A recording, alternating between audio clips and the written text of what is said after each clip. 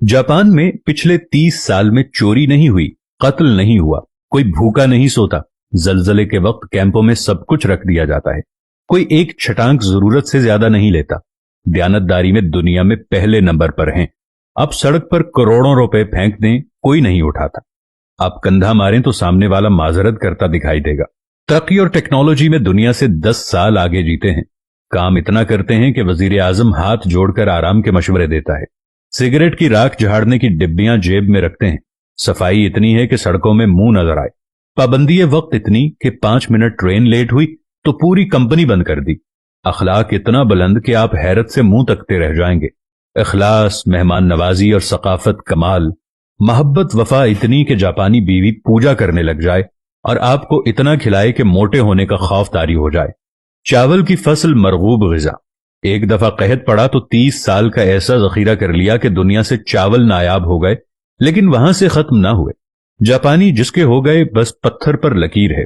निजाम सेहत ऐसा कि टॉयलेट आपको जिस्म की पूरी डिटेल दे दे। 2 नंबरी और बेईमानी का तस्वुर महाल।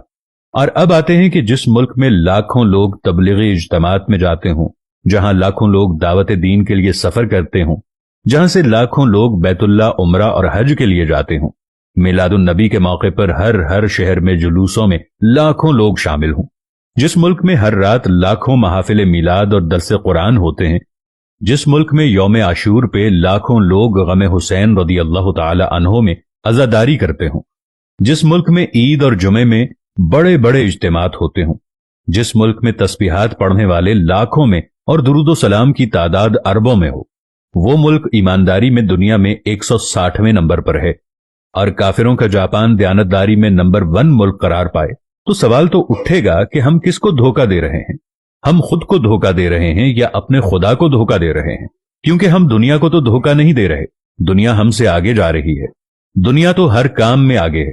हम किसको धोखा दे रहे हैं? जब हमें ये सारी बातें सुनने के बाद समझ आ जाती है तो मालूम होता है कि हम किसी और को धोखा नहीं दे रहे, बल्कि हम सिर्फ अपने आप को धोखा दे रहे हैं। और खुदावंद करीम ऐसा मेहरबान है कि फिर भी हमें रिज़्क अता करता है। हम ऐसे मुल्क के रहने वाले लोग हैं कि जहां पर हर बिस्मिल्लाह डिपार्टमेंटल स्टोर, माशाअल्लाह करियाना स्टोर, अल्लाहू सब्जी वाला और ऐसे बहुत सारे नामों को आप रोज बोर्डों पर पढ़ते होंगे। लेकिन मजाल कि नमाज के वक्त में कोई अपनी दुकान को छोड़कर चला जाए, क्योंकि माशाअल्लाह जनरल स्टोर वाले को डर होता है कि माशाअल्लाह से कोई मुसलमान उसकी सफाई ना कर जाए, क्योंकि बिस्मिल्लाह सुपर स्टोर वाले को डर होता है कि कोई बिस्मिल्लाह पढ़कर उसके सामान की सफाई न कर जाए। यहां पर सिर्फ मुसलमान नाम के रह गए हैं। पाकिस्तानी कौम सिर्फ नाम की रह गई है। पाकिस्तान का मतलब क्या था? ला इलाहा इल्लल्लाह। हम जापान चले जाएं तो जिन लोगों को हम काफिर कहते हैं, उन्होंने कुरान में से तमाम चीजें ले ली जो हमारी मीरास थी, और हमने तमाम उल्टी चीजें उठा ली जो किसी वक्त काफिरों की मीरास थी। जिंदा दरगोर आज भी हम लड़कियों को कर देते हैं। आज भी किसी के घर में कोई लड़की पैदा हो जाए तो उसको फोन करके ये कहा जाता है कि फिक्र नहीं करनी, इंशाअल्लाह अल्लाह तुम्हें बेटा भी अता करेगा। अरे बेटे मांगने वालों, पहले अपने लिए ईमान तो मांग लो। मैं आज अपने देखने वालों के साथ मिलकर अपने रब्बुल इज्जत से ये दुआ मांगता हूं कि मेरे पाक परवरदिगार पाकिस्तान का मुस्तकबिल रोशन फरमा।